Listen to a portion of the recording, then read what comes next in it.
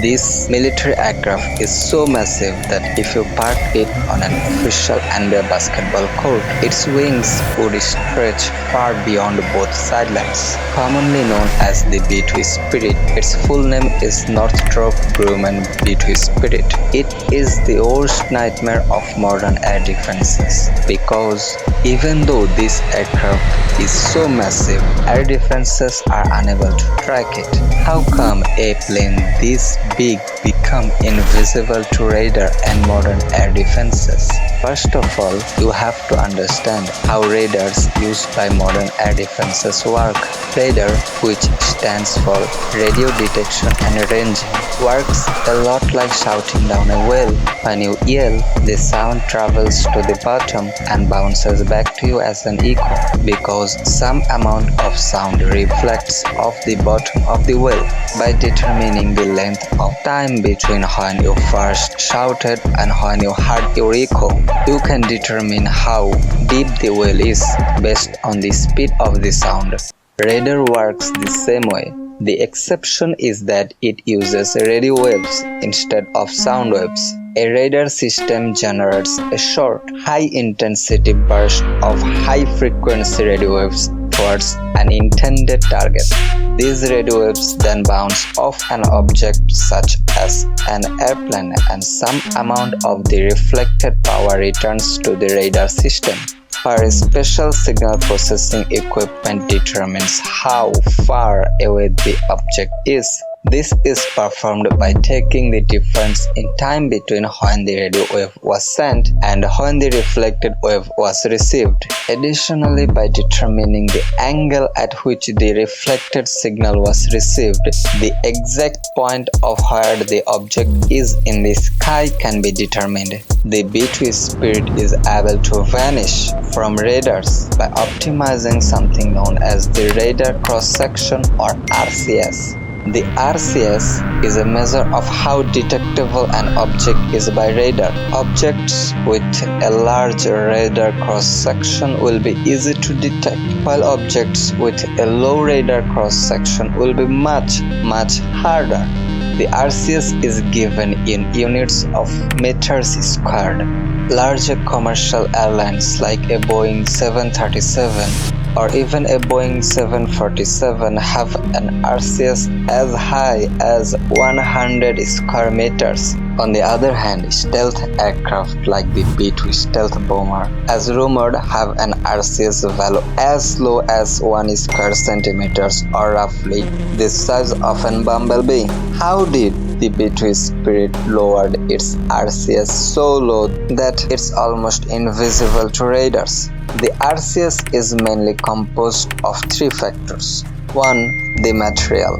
Radar absorbent material or RAM is a material that is specifically designed to absorb the radar signals hitting the aircraft. On many stealth aircraft, a specific type of RAM is used called iron ball paint. As the radar waves hit the exterior of the plane, the special coating absorbs the energy and produces tiny magnetic vibrations that converts it into heat, which spreads through the aircraft and dissipates instead of reflecting the radar signal back to its source. 2. The size of the object, both in terms of the absolute size and the relative size compared to the radar's wavelength. As a general rule of thumb, the larger an object is, the greater the radar cross-section. Large commercial airlines with lots of surface area are able to bounce back a lot of the radar system's power, while the B-2 is designed in a way that it has less surface area, which immediately lowers its radar cross-section. 3. The angle at which the radar wave hits the plane and bounces off. The shape and orientation of the surface of an object are extremely important to develop a low radar cross-section. As an example, if you look at the B-2 stealth bomber, you will notice that the surfaces are flat and angle in a very intentional manner. This angle causes the reflection of the incident radar wave to reflect away from the source, thus preventing the radar system from ever receiving the signal back for analysis. Those are the three main factors that the B-2 Spirit uses to achieve its stealth and become almost invisible to radars and modern air defenses. But every aircraft has a rudder, an elevator to turn and stabilize the plane. The B-2 Spirit has none of this because any vertical structure would reflect back a lot of radar waves, which is why they had to design it without a vertical stabilizer or rudder. So how does it fly? It flies using rudders and elevons. The outermost control surfaces are the rudders. Twin flaps move in conjunction to make the aircraft yaw left or right. When both flaps are extended, they act as speed brakes. Inside the rudders, you will find the elevons. Elevons are used to control the altitude. When both elevons pitch up, the aircraft's nose rises, causing the aircraft to ascend. And the elevons pitch down, the aircraft's nose lowers, causing the aircraft to descend. If left eleven pitches up while the right eleven pitches down, the aircraft will roll to the left. Conversely, if the right eleven pitches up while the left eleven pitches down, the aircraft will roll to the right. And its primary purpose is to carry and fire ammunition in target countries. With a width that extends beyond the width of an official NBA basketball court, you may think it can carry a lots of ammunition.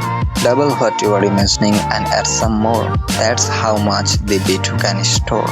Two internal bays have an official limit of 80 tons, but it's likely that it could carry even more if needed. Its armament includes 8,500 pound class bombs, 36 750 pound class bombs, 16,000 pound class bombs, and 16 nuclear bombs such as the B-61 or B-83, as well as a handful of other satellite-driven missiles and penetrators. In an update in June 2007, a decade after it was first conceived, the B-2 was awarded a contract to integrate two massive Ordnance Penetrator or MOP weapons. The GPS-guided weapon carries 5,300 pounds of explosive material and is designed to target even the most protected enemy compounds.